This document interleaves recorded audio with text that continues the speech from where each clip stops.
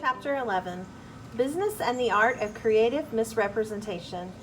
It was still raining softly that afternoon as I pedaled home from Arnold's, but the sun was coming out and I knew we'd be able to work the next day. I told Arnold what happened with Rock and he nodded. As you become more successful, you'll attract more attention, good and bad. It's a fact of business. It was good that Mr. Powdermilk showed up. With our unique situation, it might be difficult to call the authorities. Are we breaking the law? Not at all, but it might be difficult to explain how all this could happen without your parents knowing. I watched as Joey Powell waved, got in his station wagon, and drove away.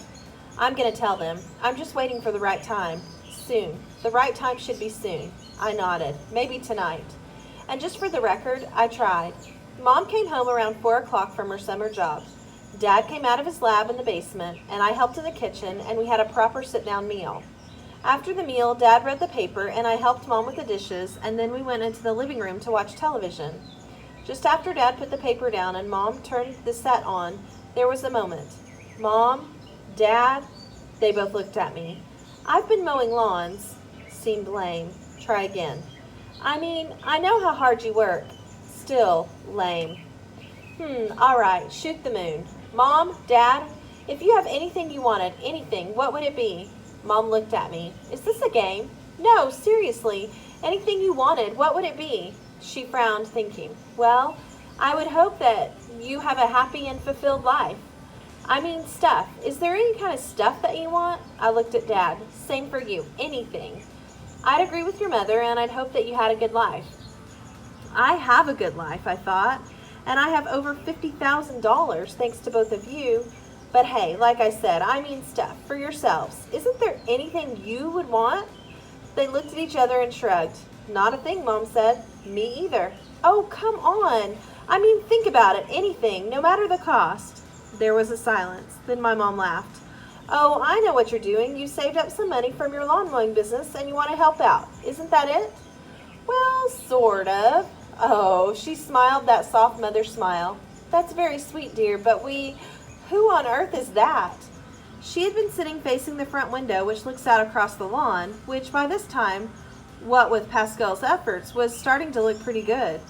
He'd been so horrified by the condition of what he'd called the boss's lawn that he'd come to recondition it. The change was a complete mystery to my parents, who made jokes about the lawn fairies who worked on the grass when everybody was asleep. My parents were spending a lot of time relaxing in the evenings after work, admiring their miraculous lawn.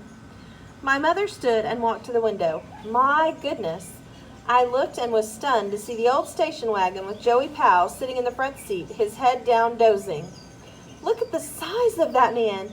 Why, he barely even fits in that car. Dad stood and went to the window. That car looks kind of beat up. I wonder if he's all right. He's all right, believe me. It slipped out before I could stop it. You know him?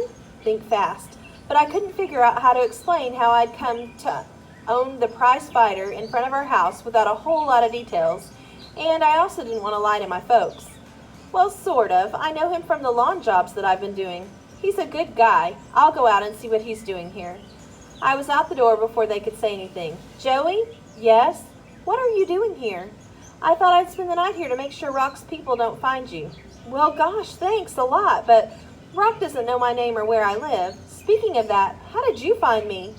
I followed you on your bicycle. Oh, well, look, I don't need any help right now, but thanks again. Besides, shouldn't you be getting some sleep for training? When's your next fight?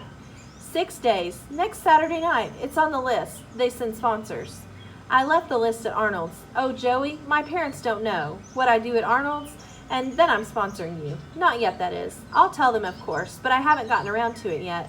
I can't figure out a good way to tell them how everything happened, and they might not understand my involvement in, well, the fight game. Don't you want to be my sponsor? Oh, no, that's not it. I'm glad that we're working together, especially after today, and thank you again for that. No problem. Is your fight next Saturday on television? I think so. Can't you come to the arena, though? The sponsor should watch the fight in person. It would be hard for me to get there, but I'll watch it on television. I really will. I'm rooting for you, Joey. I know you're going to win. I just feel it. Now go home and get some rest and concentrate on your training. You only have 6 days to get ready. I still worry about Rock. I'll be fine, really. And thanks for everything. He looked at me. "I'll be fine," he nodded. And as I watched him drive away, I really believed it.